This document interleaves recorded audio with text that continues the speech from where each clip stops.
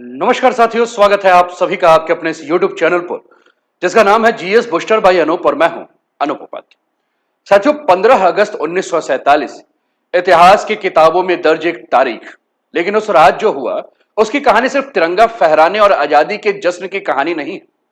आधी रात को दिल्ली में एक नए भारत का जन्म हो रहा था और उसी समय पंजाब की सड़कों पर इंसान अपने ही घरों से बेघर हो रहे थे। कहीं आजादी के नारे गूंज रहे थे तो कहीं अपनों को खोने वाले लोगों की चीखें। जवाहरलाल नेहरू इतिहास का भाषण देने जा रहे थे, लेकिन महात्मा गांधी उस जश्न से दूर थे। वे कलकत्ता की गलियों में घूम रहे थे, क्योंकि उनके लिए उस वक्त सबसे बड़ा सवाल भारत की आजादी नहीं, भारत को टूटने से बचाना था। आखिर ऐसा क्या हुआ था कि देश आजाद तो हुआ, लेकिन आजादी की पहली रात लाखों लोगों के लिए मातम की रात बन गई। 15 अगस्त 1947 की उस रात को समझने के लिए हमें घड़ी की सुई को पीछे ले जाना होगा। उस वक्त जब आजादी सामने थी, लेकिन भारत का भविष्य अभी भी अनिश्चित था। और यहीं से शुरू होती है 15 अगस्त 1947 की वह कहानी, जिसे सिर्फ आजादी के जश्न में समझना संभव नहीं है, क्योंकि उस रात को समझने के लिए हमें दिल्ली की रोशनियों से कुछ कदम दूर पीछे जाना होगा। उस समय में जब अंग्रेज भारत छोड़ने की तैयारी कर रहे थे, सत्ता का हस्तांतरण की तारीख तय हो चुकी थी और एक नया देश जन्म लेने वाला था। लेकिन इसी फैसले के साथ एक और फैसला हो चुका था, और वो था भारत के बंटवारे का। सीमाएं खींची जा रही थी, नक्शे बदले जा रहे थे, और लाखों लोगों को अभी पता भी नहीं था कि अगले कुछ ही दिनों में उनका घर किस देश का हिस्सा होगा। यही वो दौर था जब आजादी और बंटवारा एक दूसरे से अलग नहीं रह गए थे। तो कहानी वहीं से शुरू करते हैं, जहां से आजादी की तारीख तय हो चुकी थी, लेकिन आजाद भारत की तस्वीर अभी भी धुंधली थी। साथियों, अगर आप चैनल पर पहली बार है तो चैनल को सब्सक्राइब करके बेल आइकन दबा दीजिए, और वीडियो पसंद आए तो इसे लाइक और ज्यादा से ज्यादा शेयर भी कीजिए। और आज का टॉपिक है, आजादी की रात गांधी सो रहे थे, नेहरू भाषण से पहले रो पड़े।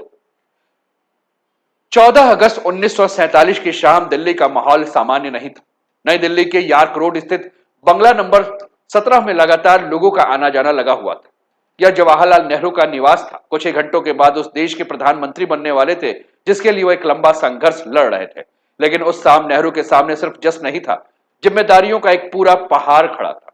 आधी रात को उन्हें देश को संबोधित करना था, एक ऐसा भाषण जो आने वाली पीढ़ियों के लिए आजाद भारत की पहली आवाज बनने वाला था।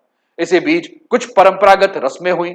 सन्यासियों ने नेहरू को पीतांबर पहनाया, माथे पर राख का तिलक लगाया। माहौल में उत्सव और गंभीरता दोनों साथ साथ मौजूद थे। रस्म पूरी हुई, नेहरू फिर अपने काम पर लौट आए।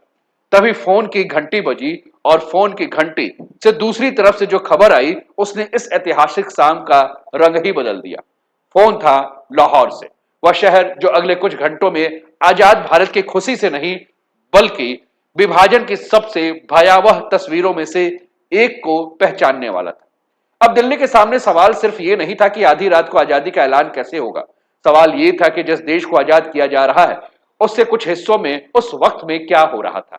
लाहौर से आई खबर ने उस शाम दिल्ली की पूरी तस्वीर को बदल दी। शहर के कुछ इलाकों में पानी की सप्लाई जो है वो रोक दी गई थी। लोग पानी की तलाश में घरों से निकलने के लिए मजबूर थे। बाहर हिंसा का खतरा मंडरा रहा था। जिस शहर में कुछ ही समय पहले तक सामान्य जिंदगी चल रही थी, वहां अब डर, आग और अफरा तफरी का माहौल था। यह खबर जब जवाहरलाल नेहरू तक पहुंची तो कुछ ही पल के लिए वे बिल्कुल शांत हो गए। सामने आजाद भारत की जिम्मेदारी थी, लेकिन दिमाग में लाहौर की तस्वीरें घूम रही थी। पास मौजूद इंदिरा गांधी ने जब उनकी बेचैनी देखी तो उनसे कारण पूछा। नेहरू ने उन्हें वहां की स्थिति बताई, और फिर उनके सामने सब कठिन सवाल था। कुछ ही घंटों बाद जिस देश को वो आजादी की बधाई देने वाले थे, उससे वो क्या कहेंगे? क्या ये सिर्फ जश्न की बात करेंगे? क्या ये उन लोगों का दर्द का भी जिक्र करेंगे जिनके लिए यह रात डर और अनिश्चितता लेकर आई थी? या फिर आने वाले भारत को यह भरोसा देंगे कि हिंसा और विभाजन के बावजूद देश आगे बढ़ेगा? नेहरू के पास इन सवालों पर सोचने के लिए ज्यादा वक्त नहीं था। घड़ी आगे बढ़ रही थी। दिल्ली की सड़कें संसद की ओर बढ़ती भीड़ से जो है वो भरने लगी थी। नेताओं और प्रतिनिधियों के कदम सेंट्रल हॉल की तरफ बढ़ रहे थे, और फिर रात के करीब 11:55 पर नेहरू संसद के सेंट्रल हॉल में पहुंचे। उनके कोट पर वही गुलाब था, लेकिन कुछ ही मिनटों के बाद उनके शब्दों में उस रात का पूरा विरोधाभास उतरने वाला था। घड़ी ने आधी रात की ओर बढ़ना शुरू किया। जैसे ही भारत की आजादी का क्षण करीब आया, नेहरू खड़े हुए। इसके बाद जो शब्द बोले गए वो सिर्फ एक भाषण नहीं थे, वो एक गुलाम देश की आखिरी रात और एक नए राष्ट्र की पहली सुबह के बीच खड़ी आवाज थे। Tryst with destiny. Central hall में अब हर निगाह घड़ी पर थी। नेताओं, प्रतिनिधियों और मेहमानों से भरा हुआ हॉल कुछ ही मिनटों में इतिहास का सबसे महत्वपूर्ण मंच बनने वाला था। बाहर बारिश हो रही थी, लेकिन संसद भवन के आसपास लोगों की भीड़ लगातार बढ़ रही थी। फिर घड़ी ने आधी रात का संकेत दिया, शंखनाद हुआ और इसके साथ ही ब्रिटिश राज का अध्याय औपचारिक रूप से समाप्त हो गया। भारत अब एक स्वतंत्र राष्ट्र था। सेंट्रल हॉल तालियों और नारों से गूंज रहा था। बाहर भीड़ जो जमा थी वह इस क्षण को अपने तरीके से महसूस कर रही थी। किसी के हाथ में तिरंगा था, कोई नारे लगा रहा था, तो कोई बस खामोशी से उस रात को अपनी आंखों में उतार रहा था। लेकिन असली दृश्य संसद के भीतर था। जवाहरलाल नेहरू उठे। अब वे सिर्फ कांग्रेस के नेता नहीं थे, वे स्वतंत्र भारत के पहले प्रधानमंत्री के रूप में देश के सामने खड़े थे। उनके सामने एक ऐसा भारत था जिसकी सीमाएं अभी बदली थी, जिसकी करोड़ों उम्मीदें उनसे जुड़ी थी और जिसके सामने अगले ही दिन से शासन चलाने की चुनौती थी। नेहरू ने बोलना शुरू किया, long year ago we made a tryst with destiny. ये सब सिर्फ आजादी की घोषणा नहीं थी, यह उस संघर्ष की याद थी जिसने भारत को यहां तक पहुंचाया था। फिर नेहरू ने उस रात को सबसे बड़ी जिम्मेदारी सामने रखी। आजादी हासिल करना अंत नहीं था, अब असली काम शुरू होना था। एक ऐसा देश बनना था जहां गरीबी, भेदभाव, पिछड़ेपन से लड़ाई लड़ी जा सके। आधी रात तक भारत गुलाम था, 12 बजे के बाद भारत आजाद था, लेकिन आजाद भारत को चलाने के लिए सिर्फ सत्ता हासिल करना काफी नहीं था, उसे एक राष्ट्र बनाना था। इसी वक्त दिल्ली में बहुत दूर महात्मा गांधी इस ऐतिहासिक रात को बिल्कुल अलग नजर से देख रहे थे। आजादी से पहले गांधी की चेतावनी। 13 अगस्त 1947 की दोपहर, भारत की आजादी में जब सिर्फ 33 घंटे बाकी थे, तो गांधी जी कोलकाता में थे। गांधी ने यहीं से शांति की लड़ाई शुरू की थी। कलकत्ता में गांधी के लिए इन घंटों का मतलब जस्ट नहीं था। वे सोदेपुर से बेलिया घाटा की ओर जा रहे थे, एक ऐसा इलाका जो कुछ ही समय पहले सांप्रदायिक हिंसा का केंद्र बन चुका था। करीब 2:30 बजे उनकी कार हैदरी मंजिल के सामने रुकी। गांधी जैसे वहां पहुंचे, विरोध हो गया। हिंदू प्रदर्शनकारी काले झंडे लेकर खड़े थे, आवाजें उठ रही थी, गांधी वापस जाओ। उनके सवाल में नोआखली का दर्द था। जब वहां हिंदुओं पर अत्याचार हुआ, तब गांधी कहां थे? गांधी ने भीड़ से दूरी बनाने के बजाय उसके सामने खड़ा होना चुना। तनाव बढ़ा, पत्थर फेंके गए, लेकिन गांधी वहीं रहे। उन्होंने मुस्लिम लीग के नेता हुसैन शहीद सुहरावर्दी के साथ उसी इलाके में रहने का फैसला किया, ताकि दोनों मिलकर हिंसा रोकने की कोशिश कर सके। गांधी के लिए सिर्फ शांति की अपील नहीं थी, यह अपने जीवन के उस शांति की गारंटी की तरह सामने रख देना चाहते थे। दिल्ली में नेता सत्ता हस्तांतरण की तैयारी कर रहे थे, लेकिन गांधी ने अपना रास्ता अलग चुना। वे उस जगह खड़े थे जहां आजादी से ज्यादा जरूरी था लोगों को एक दूसरे से बचाना। और अब सवाल सिर्फ इतना नहीं था कि भारत आजाद होगा या नहीं, सवाल यह था कि क्या भारत अपने ही लोगों के खून से बच पाएगा। गांधी ने कलकत्ता में रहने के लिए कोई सुरक्षित सरकारी भवन नहीं चुना। उन्होंने बेलिया घाटा का हैदरी मंजिल को अपना ठिकाना बनाया, एक पुरानी और जर्जर इमारत जिसे उनके आने से पहले साफ कराया गया था। लेकिन गांधी के लिए जगह सिर्फ रहने की जगह नहीं थी। यहीं से उन्होंने उस शहर को बदलने की कोशिश शुरू की जहां कुछ ही समय पहले हिंदू और मुसलमान एक दूसरे के खिलाफ खड़े थे। गांधी किसी एक समुदाय के पक्ष में खड़े होकर दूसरे से बदला लेने की बात नहीं कर रहे थे। उनका कहना था कि अगर कलकत्ता में मुसलमान सुरक्षित नहीं है तो भारत की आजादी अधूरी है। अगर नोआखली में हिंदू सुरक्षित नहीं है तो यह स्वीकार नहीं किया जा सकता। उनके पास ना पुलिस की ताकत थी, ना सेना, ना कोई सरकारी पद। उनके पास सिर्फ अपनी नैतिक ताकत थी और वही लेकर वह हिंसा के बीच में उतर गए। दिल्ली में सत्ता बदलने की तैयारी चल रही थी, जबकि गांधी एक अलग लड़ाई जो है वो लड़ रहे थे। गांधी की जो लड़ाई थी, इस लड़ाई के बारे में अगर हम बात करें तो गांधी की जो लड़ाई जो चल रही थी वो लोगों के दिलों में जमा उस डर और नफरत के खिलाफ थे जो आजाद भारत के भविष्य के भीतर से आजाद भारत को तोड़ सकते थे। 14 अगस्त 1947 की शाम कलकत्ता में गांधी की प्रार्थना सभा में हजारों लोग जमा थे। देश अगले कुछ घंटों में आजाद होने वाला था, लेकिन गांधी ने इस मौके को सिर्फ उत्सव की तरह नहीं देखा। उनके सामने आजादी के साथ आया विभाजन था, उसके पीछे खड़ी हिंसा की आशंका। उन्होंने लोगों को याद दिलाया कि सत्ता बदलने से इंसान की जिम्मेदारी खत्म नहीं होती। अगर आजादी के बाद भी हिंदू और मुसलमान एक दूसरे के दुश्मन बने रहे तो स्वतंत्रता का अर्थ भी अधूरा रह जाएगा। गांधी की चिंता सिर्फ कलकत्ता तक सीमित नहीं थी। उनका मानना था कि इस शहर में शांति स्थापित तो हो गई है, यह पूरे भारत के लिए उम्मीद की सबसे बड़ी मिसाल होगी। लेकिन जब दिल्ली में आजादी के अंतिम क्षण गिने जा रहे थे तो गांधी कलकत्ता के गलियों में एक बिल्कुल अलग परीक्षा का इंतजार कर रहे थे। क्या आजाद भारत अपने पहले ही दिन नफरत पर जीत हासिल कर पाएगा? साथियों, कलकत्ता की हवा बदल रही थी। गांधी के कलकत्ता पहुंचने के बाद अब असली परीक्षा शुरू हो चुकी थी। जिस शहर में कुछ समय पहले हिंदू और मुसलमान एक दूसरे के खिलाफ खड़े थे, वहां धीरे धीरे माहौल बदलने लगा था। गांधी की प्रार्थना सभाओं में दोनों समुदाय के लोग पहुंचने लगे। हिंसा कम होने के संकेत दिखाई देने लगे। मुस्लिम लीग के नेता हुसैन सहित सुरदावर्दी भी गांधी के साथ खड़े होकर शांति की अपील कर रहे थे।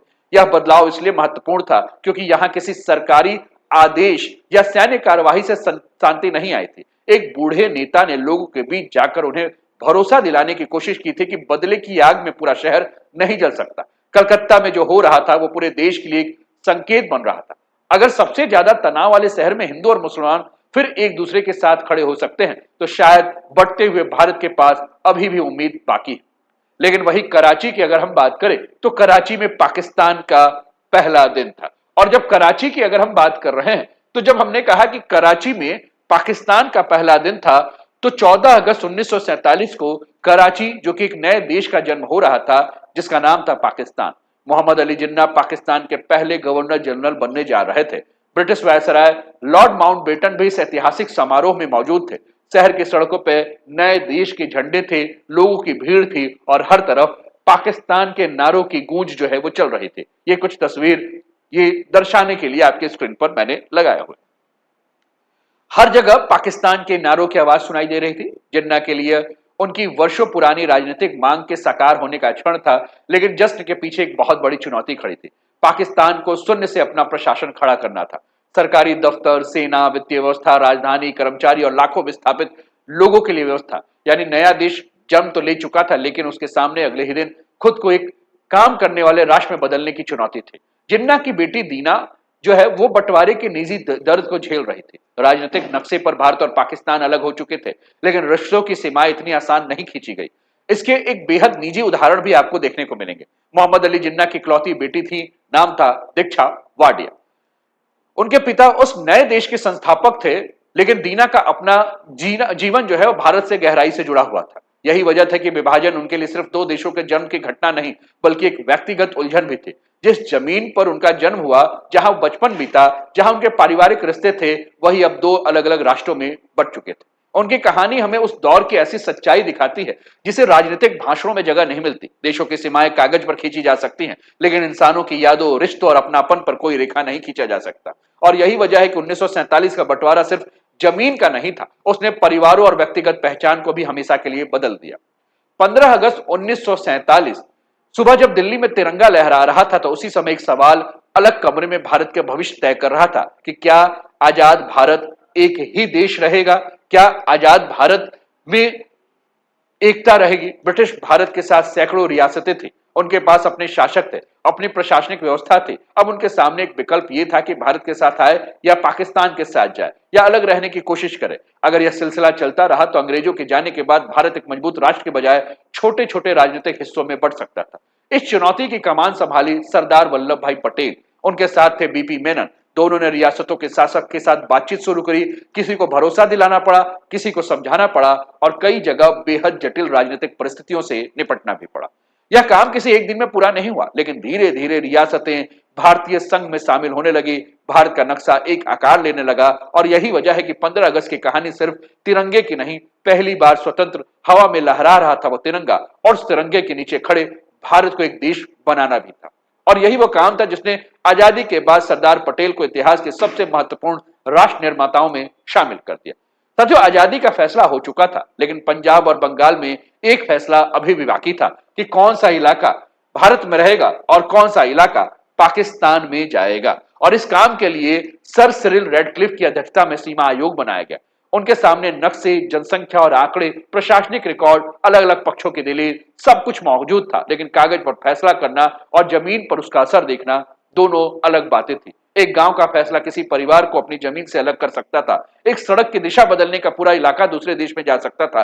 एक सीमा रेखा लोगों की रोजमर्रा की जिंदगी को अचानक बदल सकता था।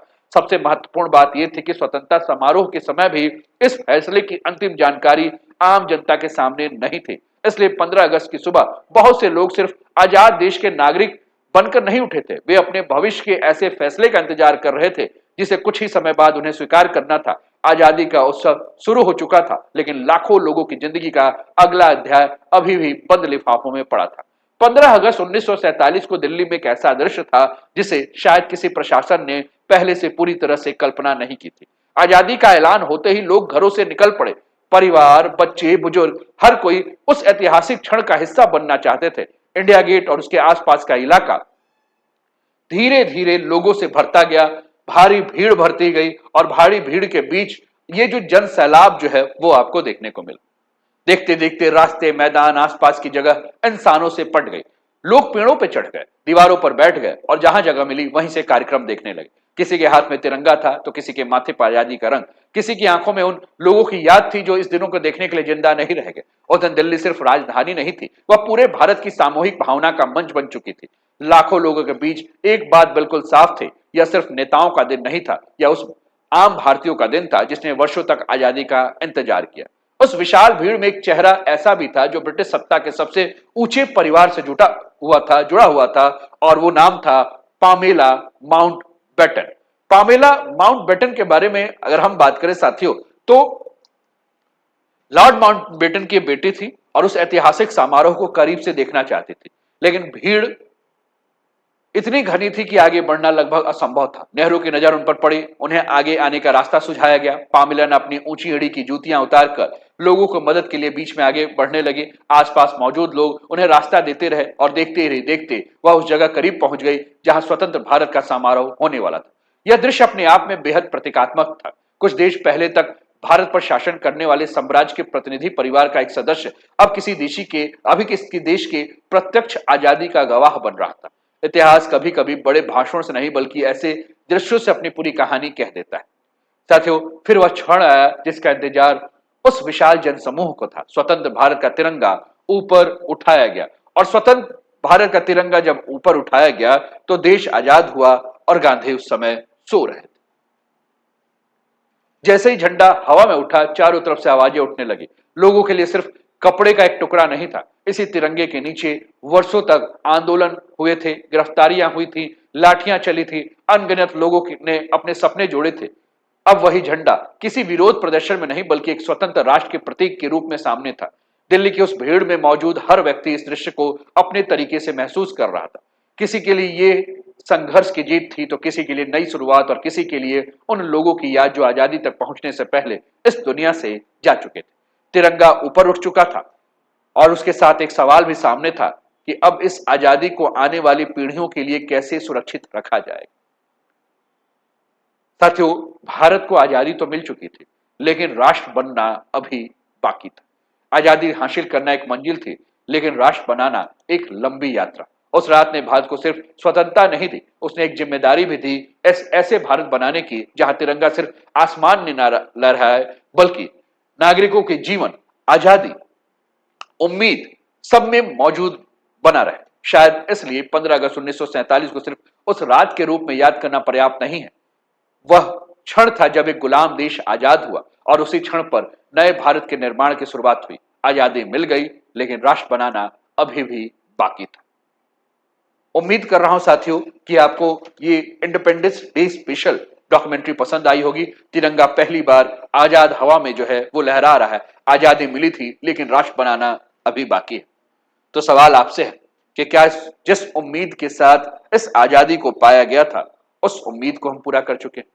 क्या हमें आजादी मिल चुकी है पूर्ण रूप से? और क्या हमने राष्ट्र का जो सपना है उसे धरातल पर सही तरीके से उतार दिया है? आप अपने विचार कमेंट के माध्यम से हम तक अवश्य पहुंचाएं और कैसा लगा ये सेशन ये भी जरूर बताएं। साथियों, अभी तक वीडियो को लाइक नहीं किया लाइक कर दीजिए, शेयर नहीं किया शेयर कर दीजिए और चैनल को सब्सक्राइब नहीं किया सब्सक्राइब कर दीजिए।